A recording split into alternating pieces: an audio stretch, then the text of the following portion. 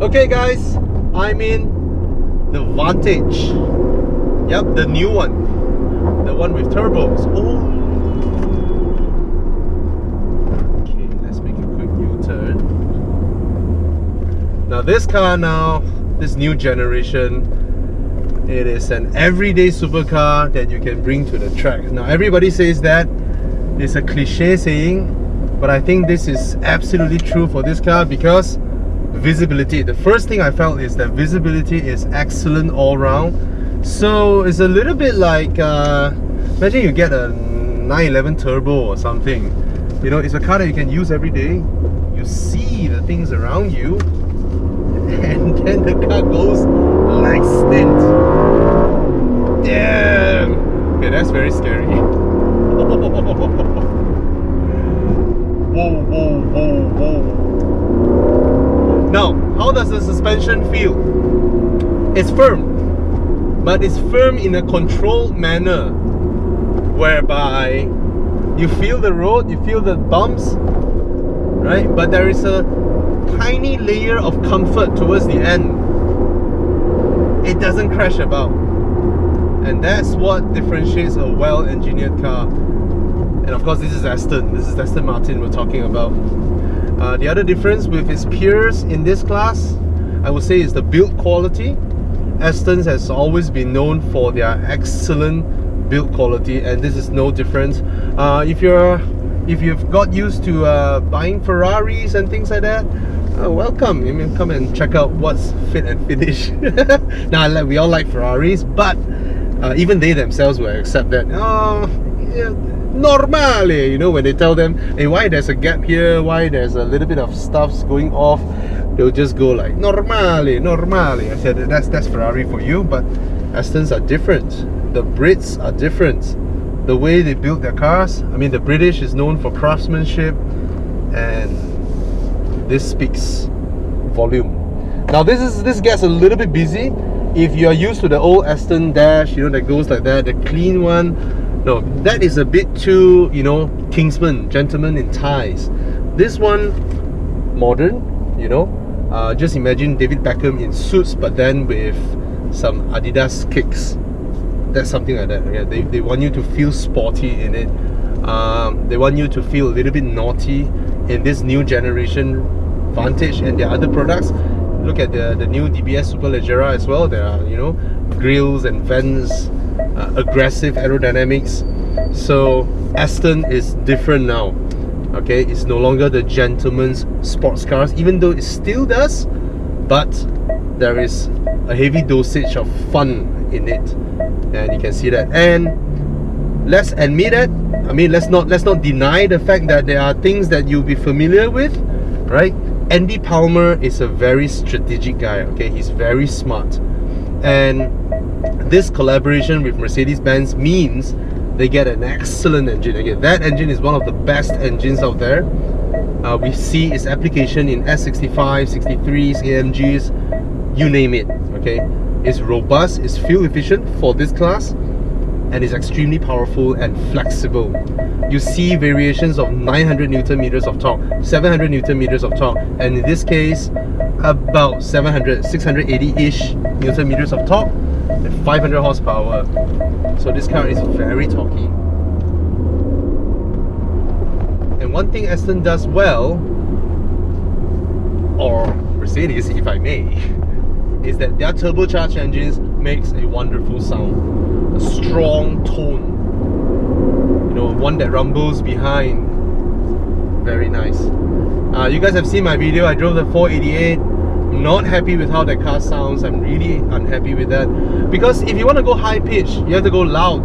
You can't go high pitch and be muffled, right? But if you want a dosage of comfort like this one, a little bit muffled at the back there, because I mean now we're in comfort mode, normal mode. Listen to that deep tone, deep V8 rumble tone, not a high pitch. You know, the Ferrari is the high pitch, but it's muffled. So this is nice. The square steering wheel, surprisingly, is okay. I mean, you feel the edges. you don't really see it because when you're driving, your vantage point is out there.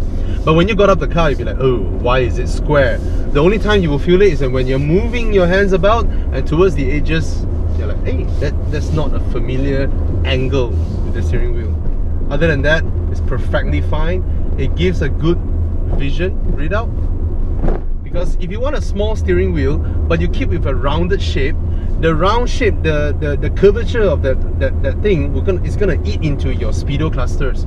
So they make it a little bit squarish so that you get good visibility with your clusters, and you don't get too big a steering wheel that will, you know, hamper maneuverability when you're driving sporty in racetracks and things like that. So and you all have seen how the car looks. Okay, I'm gonna put in pictures here, you know, some official footage. This car looks fantastic. It is a big departure from how it used to look, how Aston's used to look. The front end has a I mean, the tiny headlamps, the whole demeanor of the car in front suggests they're trying to go subtle. But then down there you see the large grille, and then back there you see the diffusers, and you know that it's a good mixture of aggression and class, right? Aston's has always looked the way they look, the profile, the sleekness of their cars. Anytime you roll your Aston out, give it a wash, and you're ready for Concours d'Elegance, right? That's how an Aston looks.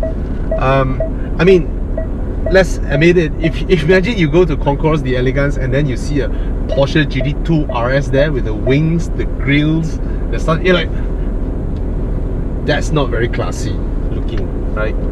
They have a good balance between them. So interior wise, these are familiar, all right? I'm not gonna hide the fact that they look like Mercedes switch gears and Mercedes infotainment, but hey, if it works, right? That's the point of collaboration. I mean, if you only make about 6,000-7,000 cars a year, and if you spend the money to develop these things, it's not worthwhile. All right. So a little bit of recent movements in, or not movements, okay, a little bit about Aston recently. They got IPO'd last year. So for a good long 3 to 4 decades, this is the first time that Aston have had any meaningful stability, right? Whereby they can focus on looking ahead and transform their model lineups and be aggressive, be forward-looking, be future-proof. So you've seen so many exciting news coming out from Aston Martin after Andy Palmer took the helm, and he laid the groundwork, right, with the investment firms. The first plan was to IPO it. After you IPO it, you don't need to firefight for cash all the time, and after that you can develop your cars, right? While you have a plan to sell your cars, you need a halo car. So how does that come about? The collaboration with Red Bull, Adrian Newey, right, designed their hypercar, the Valkyrie, and the Valkyrie will generate the halo effect. And then the Vanquish, the one that is looks like the Valkyrie, right, I would say. And woohoo, alright, there's a Wira coming.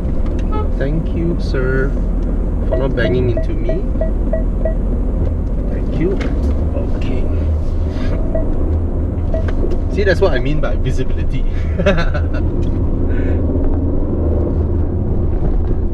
So we see a lot of exciting things coming up, and we even heard news that there is a mid-engine. Woohoo! So Aston is going places. Now, I personally have always preferred the brand, the Aston brand, okay? I see myself as a guy that, I mean, of course I can't afford it yet, but I see myself as the kind of guy that when I can, I want to come off an Aston. And I know people will be talking stuffs like, oh, you know, these cars are, you know, they're not those with collector, blah, blah, blah, blah, resale value, blah, blah. Come on. If you're in this class, right, that is not something, you know, the kind of buyers that Aston has, they are not first-time supercar buyers. You know, they've got used to it. They know the Ferrari stuff, they know the Porsche stuff, Lamborghinis, you name it. Astons just feel different, alright? I would actually regard Aston as a bit similar to Bentley, but the styling choice is totally different. But it's a gentleman's sports car. Yeah.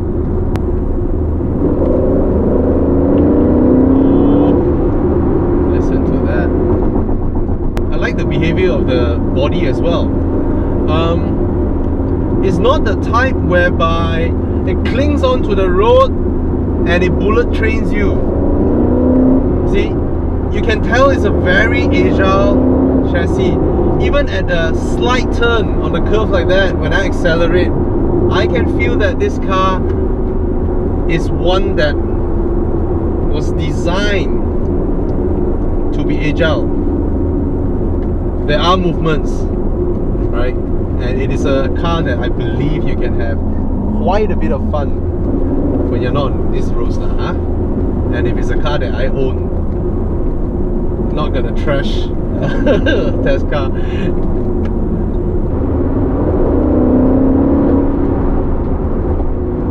And it gives you the right amount of scare as well.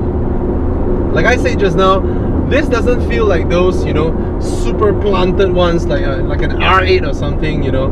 No. You see, you feel just comfortable enough inside here, but it doesn't just kill off everything out there. This is what I like. And whenever you put the foot down, you can hear the rumble first. You do not need to rev the car until a high RPM to enjoy any aural input.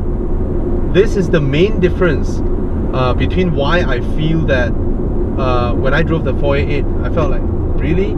I need to go all the way until high pitch to even have any meaningful enjoyment for my ears. But this one is different. See, this combination of engine and transmission and the way they tune the sound, ooh, you get short bursts of fun as well. It's very nice. Ooh. You know, these little wins in life, I mean, you need to go meeting in your supercar, you need to meet the Dato or Tan Sri, the previous Dato Tan Sri piss you off, and you're going for the next one. There's a short gap between you and the Hilux in front. Oh, you know, you feel better after that. Yeah, lovely. Nice. Oh, start stop. I will be able to find it. Yes. 4-litre V8. No, I'm not gonna save petrol with that.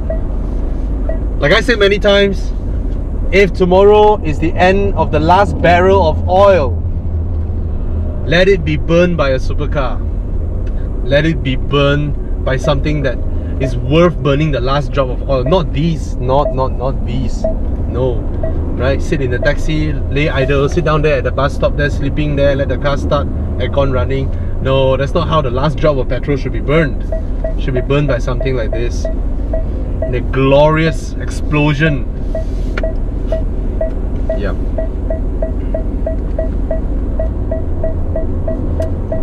Something I rarely do. How does the horn sound like? Okay.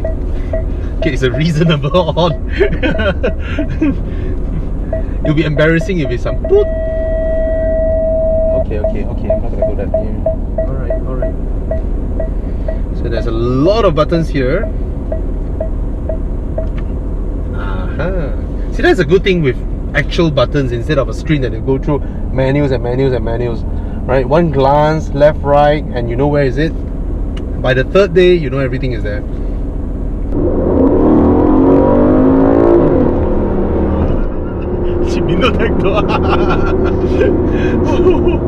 Oh my god. Okay, it's dragging its gear. I like that. It has that tight feeling.